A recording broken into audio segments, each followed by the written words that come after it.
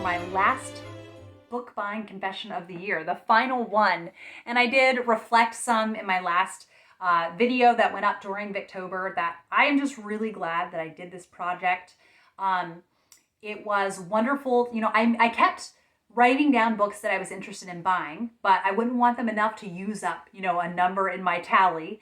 And now at the end of the year, there's some of them that I'm like, do I have to buy that? I don't know if I do, but some of them I still want, so I've added them to my Christmas list, and it's just been a wonderful project to be really intentional about my book buying, and I will definitely be carrying it into the next year and upping it to 20. So if you watched my second Victober vlog, I ended up only putting up 2 vlogs, which I was sad about, but in the second one, I showed you Mahala of the Salt Marshes, which was so sad. It was my 10th book and a DNF. So definitely one that I was bummed that I had ended up getting a physical copy. I could have read the ebook, but I was just worried about not having enough physical books during Victober. So that put me up to 10. And now I've just gone a little wild because I wanted more Christmassy reads. I just wanted more Christmas reading in my repertoire. So this is a bit of a book haul, last book buying confession, and then along with that, a kind of festive reading TBR. That I probably won't get to all of these, but these are my tippy top priority. I have a much longer list of about 30, but I'm just telling you about maybe 14. So let's see here. I have 4 books here and 2 more on the way. So 11, 12, 13, 14, 15, 16. And then I do know that at the end of November on Black Friday, I'm going to go onto the Barnes & Noble website and order the 5th illustrated Harry Potter because you can get it half off, which is just crazy. So I knew I was going to wait for Black Friday to do that. So yeah, I'm up to 15, or did I say 16? I can't even remember now. I'm not beating myself up about it. This worked. This plan worked really well for the first 9 months of the year. And I'm still going to do it next year. Okay, so the 4 books that I have to show you, or I'll tell you about the 2 that are coming in the mail. But I just wanted to film today. I'm all set up, and I just wanted to go ahead and document this. So the first one is Marian's Christmas Wish by Carla Kelly, and I am hosting a read-along of this on my Patreon, and we are discussing it. I think it's December 17th. So if you were so inclined, you could join the Patreon just to discuss this. You could just join for 1 month if you just were really in the mood for a Christmas sweet romance. My friend Melissa, who's a part of the Patreon, said this is a great Christmas sweet romance. And I said, you know what, I'm feeling adventurous. Let's read it. And I asked others if they wanted to, so that now it's turned into a whole official thing. I don't know much about it. I just know it's a sweet romance set at Christmas time. And I said, sign me up. Because I've loved... Holiday by Gaslight and Miss Davenport's Christmas. So very excited. Hopefully it will be another favorite Christmas book. And then the other one that's coming is Village Christmas and Other Tales by Laurie Lee. I love Cider with Rosie by Laurie Lee. And so I wanted to have more Christmassy feeling writing by Laurie Lee. So I'm hoping to fit in Village Christmas. Then I have 4 more to tell you about. And these I all heard about on Bookstagram except one. So the ones that I heard about on Bookstagram, the first one is A Christmas Card by Paul Theroux. And this one is supposed to be kind of an otherworldly, this is not your typical kind of festive Christmas read. I think people are lost, and so they come to this house and there's mysterious things happening at the house. And what I love too is there's a number of illustrations in it. Yes. So very, very fun. And then I don't know if this is going up before or after, but when I recorded my Cozy Things chat with Mitzi, we were talking afterwards and I was showing her these Christmas books and she said, I just found that at a library book sale. So we will be buddy reading this, and it's not going to be hard to buddy read it. It is around 85 pages. So I really love having Christmas novellas on hand. It's enough to really wet your feet, but it's not overwhelming. So very excited for that. And then I love this back illustration as well. Okay, and then the next one that I think it was Bookstagram as well. Virago came out with a new print of this, but when this older edition came, I thought, I'm so okay with this. This is called Christmas with the Savages by Mary Clive. So this is an Edwardian setting, Christmas setting. And I am really, really hoping that I enjoy it. And I will just show you, I think it's every chapter. That's what it is. Every chapter, there is just a little illustration.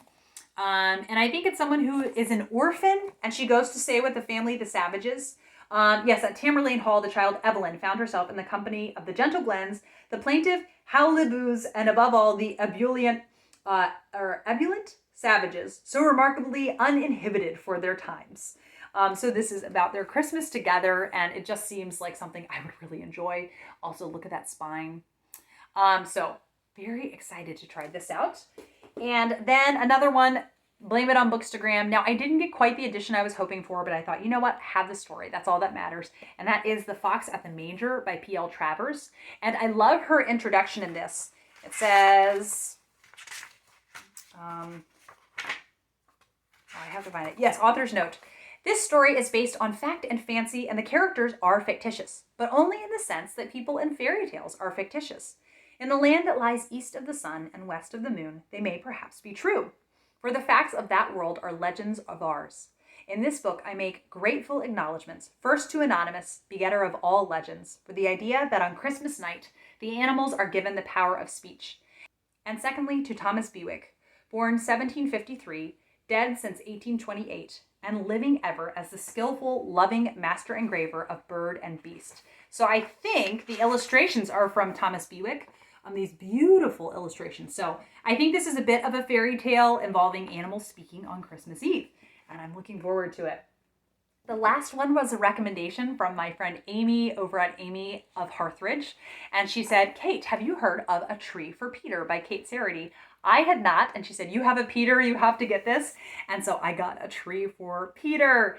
And I think it's not necessarily, not all the story takes place at Christmas, but it very much has this, what do I want to say, kind of folklore feel about it, but some of it does take place at Christmas, and it's kind of just stepping back and thinking about what matters and the reason for the season. So I'm very excited. And she illustrated the entire book. So it definitely makes me want to read more Kate Seredy. I own Philomena, but I have not read it. So very excited for A Tree for Peter. And again, this is another really short one. So I'm just excited to have all of these short little gems to read. And this is just about 100 pages. So then the festive TBR continues. And I'm really, really wanting to read The Homecoming by Earl Hamner Jr. And this is kind of the novella that inspired the Waltons. So when I was thinking about what are more Christmassy books I could incorporate, and I thought, you know what, is The Homecoming, is that based on a book? And sure enough, it's a little novella. Now, I also saw that he wrote Spencer's Mountain, and that is a whole novel about the Spencer family. And I am reading it now, and I am enjoying it so much. I'm listening to the audiobook, and I'm so excited that I thought of it when I did, because this audiobook I think was only made this year. It is just checking so many boxes. I can't recommend it enough. It's just the the Spencer family. They changed their name for the TV show. During the Great Depression, it makes you put things in perspective and really think about how many things you have to be grateful for, and just this family that is so innately connected to the mountain. So I'm very excited to be reading Spencer's Mountain. I'm enjoying it so much, and then I really want to read The Homecoming next month, or listen to the audiobook of The Homecoming. Then I found this at a book sale last year, and I am hoping to read A Christmas Blizzard by Garrison Keillor. Garrison Keillor is the host of Prairie Home Companion, which is it was a wonderful, wonderful radio show. And they had kind of audio dramas. They would also have musical guests. And it was just kind of a lovely variety show. And I'm very nostalgic about it. It makes me think of, on weekends when we would go somewhere as a family, and on the way home from our day out, we would listen to Prairie Home Companion. And it was just so fun. So sometimes some very adult humor, though. Thankfully, it went over our head, but just a heads up if you're a parent. I did also see on Hoopla, they have all the Prairie Home Companion Christmases kind of bound up into audio. And I thought, I would love to listen to their stories. So Mr. and Mrs. James Sparrow awaken in their Minneapolis apartment. There's a Christmas blizzard, and oh, I see, they have a cousin come unexpectedly to stay with them. So hopefully it will have some charm in there. There's always a little bit of cynicism with Garrison Keillor, but usually enough charm to get you by. And then one that I got totally down to Bookstagram a few years ago was 10 Days of Christmas. And I mean, this cover by G.B. Stern. And I started it, but I started it when we were away from home for Christmas. And I never read well when like staying with extended family, just I'm not in the right headspace. So I'm excited. We are not traveling for Christmas this year. This is so incredibly exciting. And I really want to read 10 Days of Christmas. I did enjoy what I read of it, so I want to come back to it. I don't think there are any illustrations in it. No, there are not illustrations.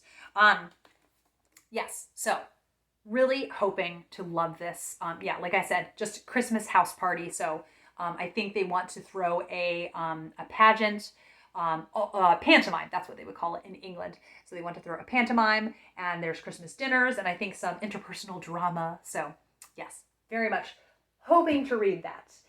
Then I saw on Hoopla, they have Archie, 80 Years of Christmas. I love the Archie comic series. And when I saw they have an entire one dedicated to Christmas, I thought, yes, I must read this. So hoping to get to that.